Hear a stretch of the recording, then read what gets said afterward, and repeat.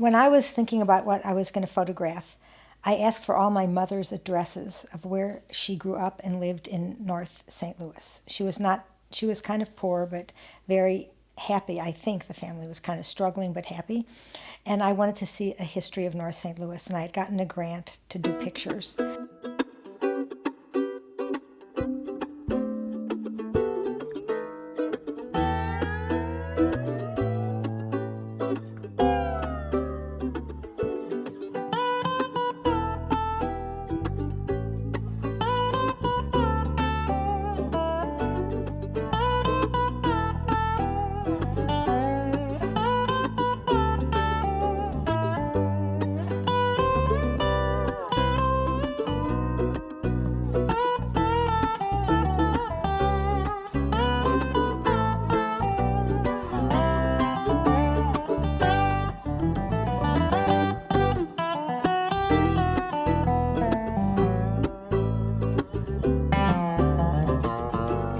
There are a lot more pictures in the North St. Louis series, and some of them are just to show how people, when you leave an environment alone and you let it go downhill, it really does go downhill. So my mother would tell me about a movie house that she went to when she was younger and how they would look forward to going for a nickel. And then I'd go to the same place and there was a movie house. Actually, it was still there. Of course, nobody was there and it was torn to shreds, really, and every once in a while there might be something on the marquee, but it was pretty ugly looking. And you go, why didn't somebody take care of this place? But that's not my job. You know, my job is just to take what I'm seeing. The same is true of the laundromat picture. So I have this picture of the laundromat that's open for business, only it looks like it couldn't possibly be open for business, nor would any of the machines work, but nevertheless it's there. So people are trying to make a community, and there is a community there, but I don't think it's the community that a lot of people want to look at all the time, although the statements, the strange kind of contradictions in the pictures make for very good images, and that's what I'm doing when I'm there, and I'm actually having a grand time when I'm walking around on the streets.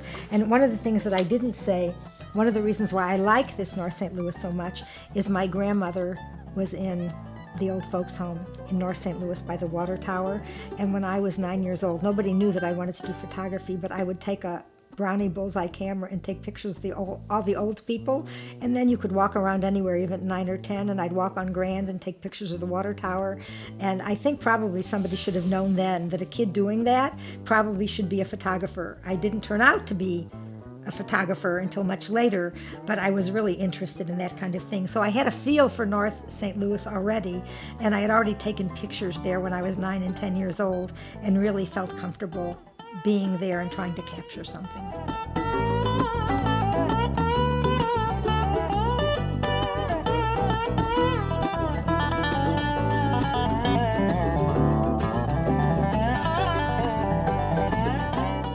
There was a time when I thought I was going to do it, I think I said that before, about hubcaps. A lot of men with hubcaps. I didn't realize there were so many hubcap stores in the city. And so I kept looking to find them, and I found this man with his sitting in his office with his hubcaps. But the hubcap was only a very small part of his background. The background was mostly nude women in calendars.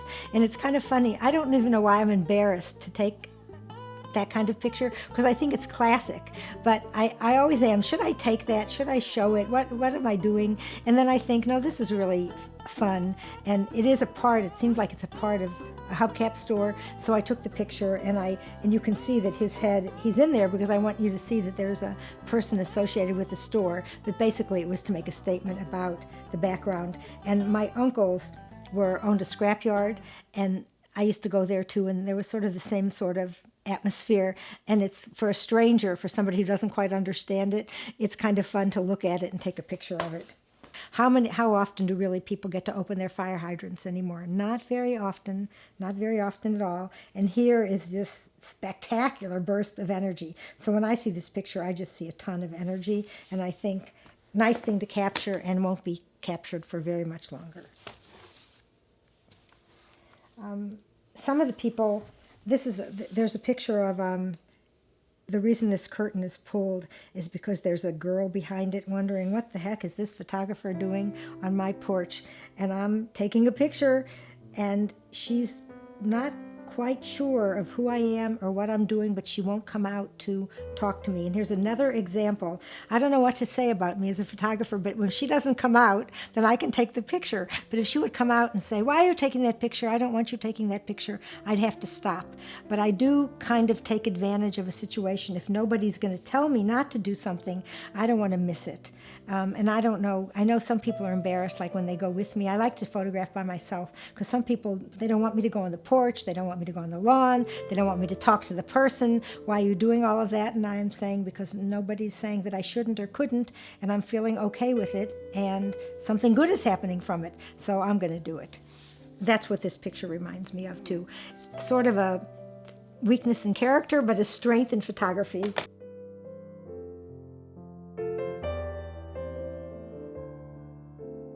These are my friends, and I went to visit them in Streeter, I think, somewhere where they were moving. Ronnie and I taught together, and then when they moved, I went to visit.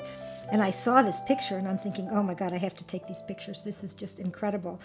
I didn't know what was going to happen at the end, but it's such a perfect picture of what somebody goes through to get their hair done. But when I got done with the whole thing, and I thought it was pretty dramatic and very interesting, I realized there was a lot of backlighting. So I asked them if I could take it over again, and they said, that will never happen. This is the picture you have. Do the best with it that you can do. We're not going to go do something over again just so you can take a better picture. And it was an interesting lesson to learn. I don't even know if I could have moved them at the time. Maybe I could have, but I doubt it. I think that they were in the moment, and if I wanted this picture, I was going to catch the moment, and thank goodness I did catch the moment. And we look back at, Michelle is so old. I mean, not old, she's a nurse, but she's in her 40s, I think. And you look back and think, gosh almighty, I was really glad I captured that moment. And we all are. And it's also a classic statement about if you have hair that's difficult to brush, you're going to have a painful time, and at the end it's going to come out beautiful, and why not have a record of it? This is the kind of house that my mother remembers living in, and I remember hearing stories about it, so it has a different kind of effect on me than it might have on somebody else, although I suspect that all people who grew up in this kind of house, because there's the woman on the porch and the kids on the porch, and we talked about everybody being outside on their porches when you grew up in North St. Louis, and so there is a bit of a culture here as well as a visual image. I mean, I didn't take out the tree, I didn't take out all the top part of the house. I did make some conscious decisions about the image.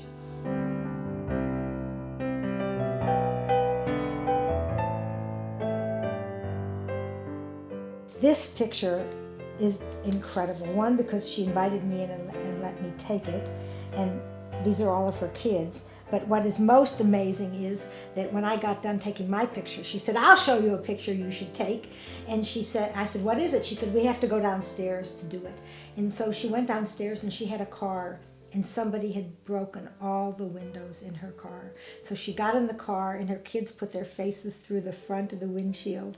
And she said, take this picture and show you what happens when you save enough money to finally get a car that can take you to a job. Somebody comes along and breaks all your windows, and you can't drive your car anymore. And here we are, sitting in the car modeling for you with my kids sticking their heads out the window. And it is quite a picture when you see it. At first, when people look at the image, they don't get that these people are sticking their heads out of what's supposed to be the front window of the car. And so you go, oh, this is just a picture of a mother taking some kids in the car. And then you kind of step back a second and go, wait a second, why are their heads sticking out the front, this front window? The side window, yes, but why the front window? And then you realize all the windows are broken, and that it's not funny. But on the other hand, she also thought it was funny. And I, in my mood at the time, thought it was a statement that was not depressing. I thought it should be said and stated, and people needed to understand that this could happen to her. But on the other hand, she also was kind of resigned to it. And when you look at it, it has half realism and half joke to it, that you can't quite believe that it's really a picture that somebody didn't stage, but really it was.